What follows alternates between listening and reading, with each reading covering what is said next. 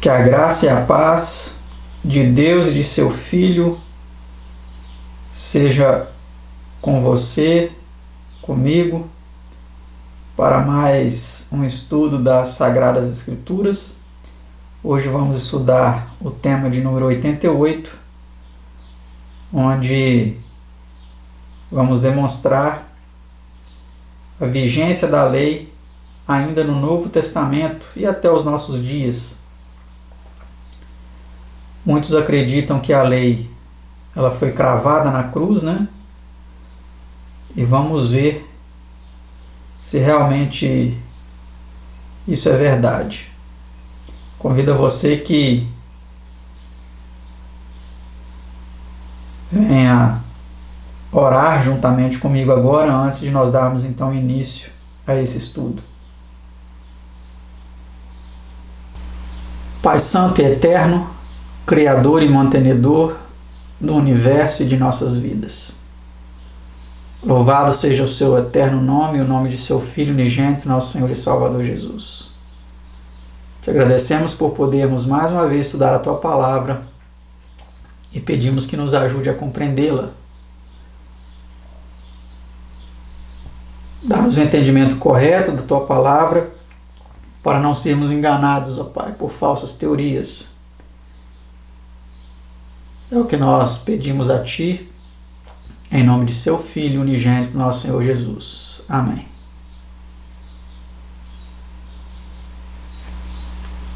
O estudo de hoje ele é composto por 16 perguntas e respostas, e nele vamos ver então a lei de Deus no Novo Testamento. Pergunta 1. Por que meio tinha os judeus conhecimento da vontade de Deus? Eis que tu, que tens por sobrenome judeu, e repousas na lei, e te glorias em Deus, e sabes a sua vontade, sendo instruído por lei. Romanos 2, 17 e 18. Então, os judeus eles tinham conhecimento da vontade de Deus através da sua lei, né? Pergunta 2. Que tinha eles na lei? Que tens a forma da ciência e da vontade na lei. Romanos 2, versículo 20. Muito simples, né? Vamos agora para a terceira pergunta. Que disse Jesus de sua atitude para com a lei? Não cuideis que vim destruir a lei ou os profetas, não vim abrogar, mas cumprir. Mateus 5, versículo 17. Então Jesus ele não veio para abolir a lei, como muitos acreditam que ele cravou a lei na cruz. Não. O que ele cravou na cruz foi a lei de sacrifícios, as leis de sacrifícios, e não a lei moral. Vamos ver essa nota em nosso estudo. Pela expressão a lei, faz-se aqui referência aos 5 livros de Moisés e por os profetas, os escritos dos profetas. Cristo não veio abrogar nem destruir qualquer deles, mas cumprir ambos. O cerimonial de tipos e sombras contido nos livros escritos por Moisés, cumpriu-os ele como seu grande antítipo. A lei moral, grande fundamento de todos os escritos de Moisés, Cristo cumpriu por uma vida de obediência perfeita a todos os seus requisitos. Os profetas, cumpriu-os ele em sua vinda como Messias, profeta e Salvador por eles predita.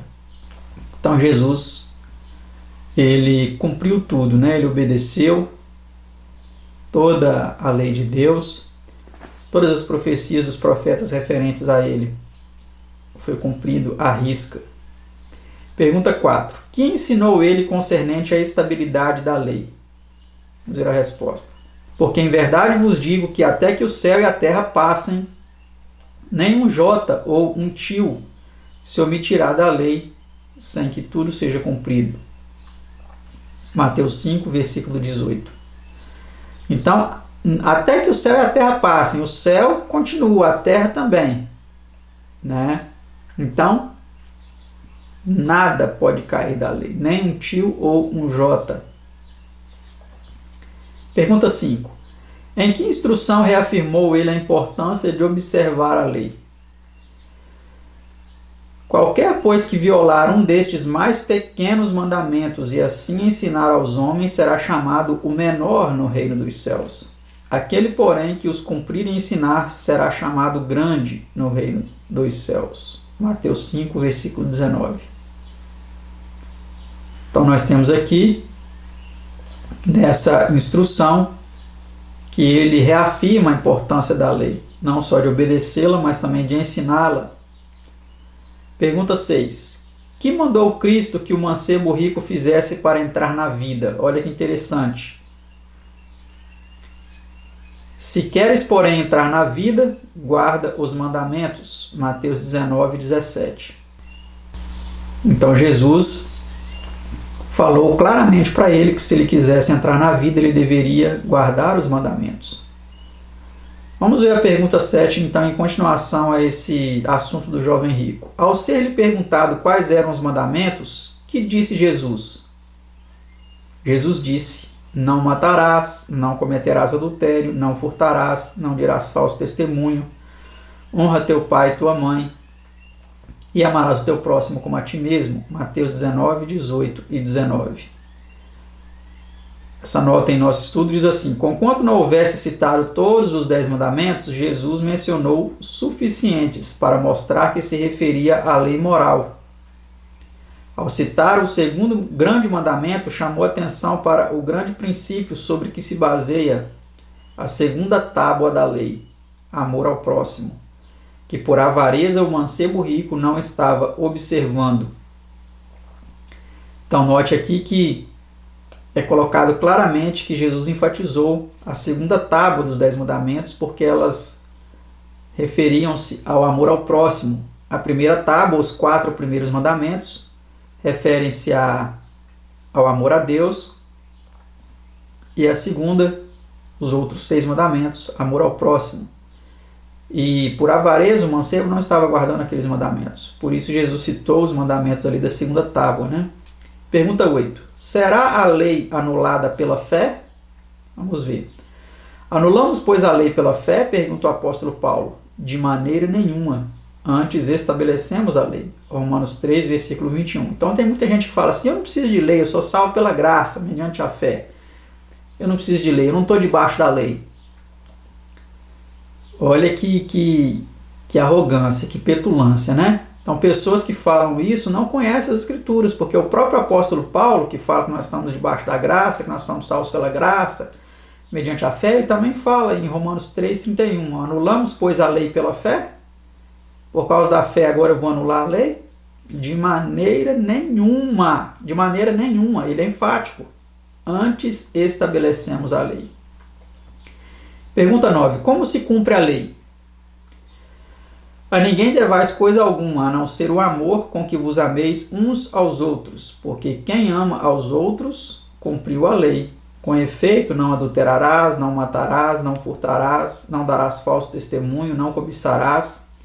E se há algum outro mandamento, olha só, e ele sabe que há, né? Tudo nesta palavra se resume: amarás ao teu próximo como a ti mesmo. O amor não faz mal ao próximo, de sorte que o cumprimento da lei é o amor. Romanos 13, 8 a 10. Então, como que se cumpre a lei? Com amor, amando o próximo.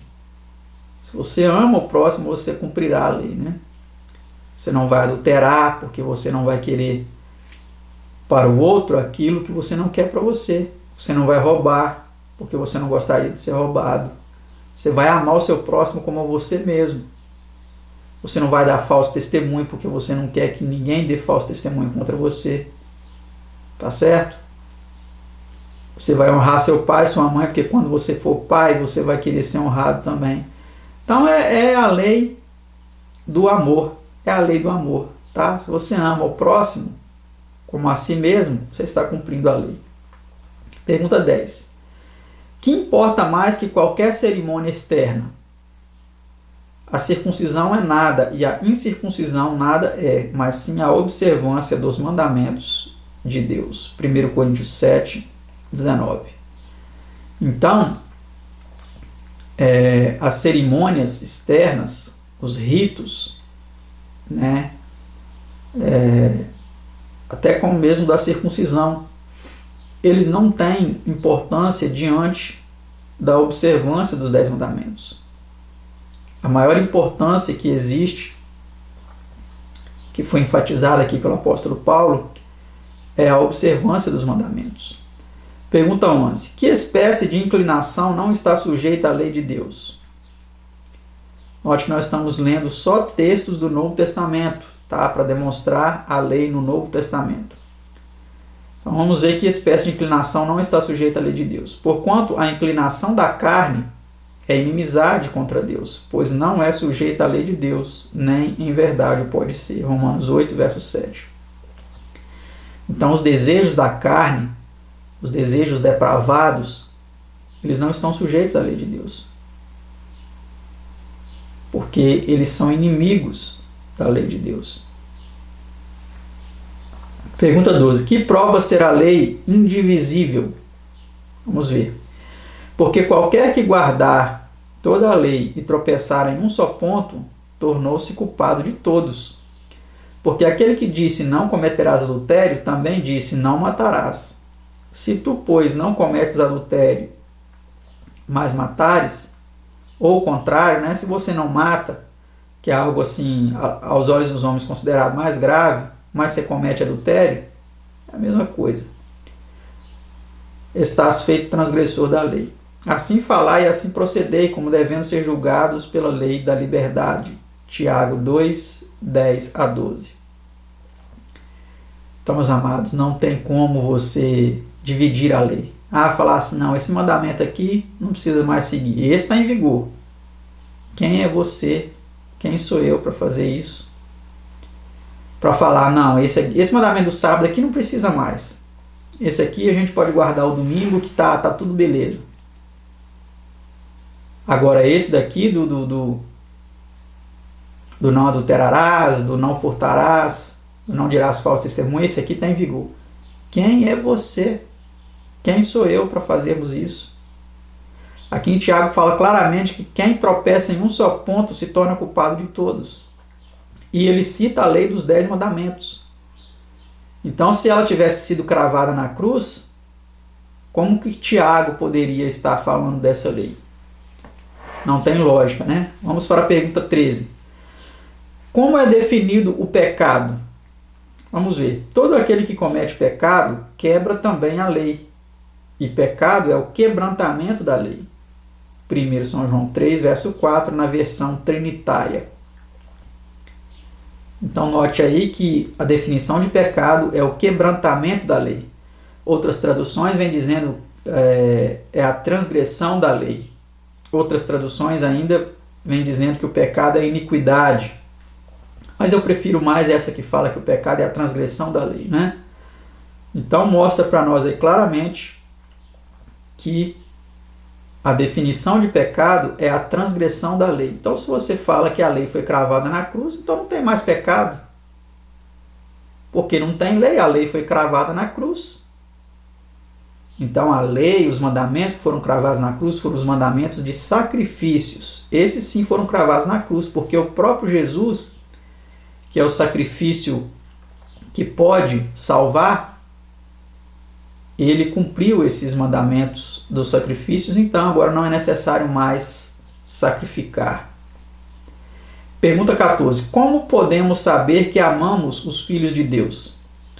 Nisto conhecemos que amamos os filhos de Deus, quando amamos a Deus e guardamos os seus mandamentos.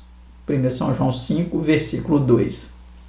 Então, amar a Deus e amar aos filhos de Deus está intimamente ligado a guardar os seus mandamentos. Não tem como você amar a Deus e ao próximo se você não guarda os mandamentos. É incoerência. Pergunta 15 e penúltima. Que é dito ser o amor de Deus?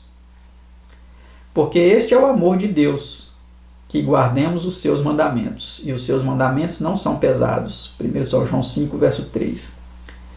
Então não adianta você falar, eu amo a Deus demais, e você está transgredindo os mandamentos. Você não ama a Deus.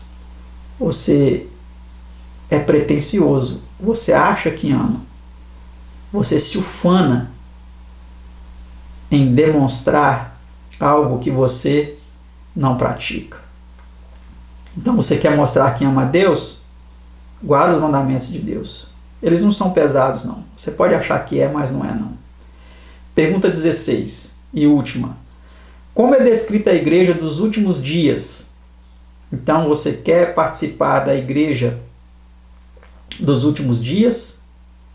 E aqui eu até complementaria essa pergunta. Como é descrita a igreja verdadeira dos últimos dias? Porque tem a igreja falsa e a igreja verdadeira. Tá? Qual que é a igreja verdadeira? Como é descrita a igreja verdadeira? E o dragão irou-se contra a mulher, que é um símbolo de igreja no Apocalipse, e foi fazer guerra ao remanescente da sua semente, os que guardam os mandamentos de Deus e têm o testemunho de Jesus Cristo. Aqui está a paciência dos santos, aqui estão os que guardam os mandamentos de Deus e a fé em Jesus. Mas eu prefiro aquela tradução que diz a fé de Jesus, tá? Apocalipse 12, 17 e 14, 12. Então, meus amados, essa é a igreja de Deus dos últimos dias. O remanescente, aqueles que guardam os mandamentos de Deus e têm o testemunho de Jesus, de acordo com Apocalipse 12, 17, ou de acordo com Apocalipse 14, 12, guardam os mandamentos de Deus e têm a fé de Jesus. Tá? Então, se você guarda os mandamentos de Deus e tem o testemunho de Jesus, ou a fé de Jesus, você pertence à igreja verdadeira, tá? Então isso aqui não é meramente como pertencer a uma denominação religiosa, né?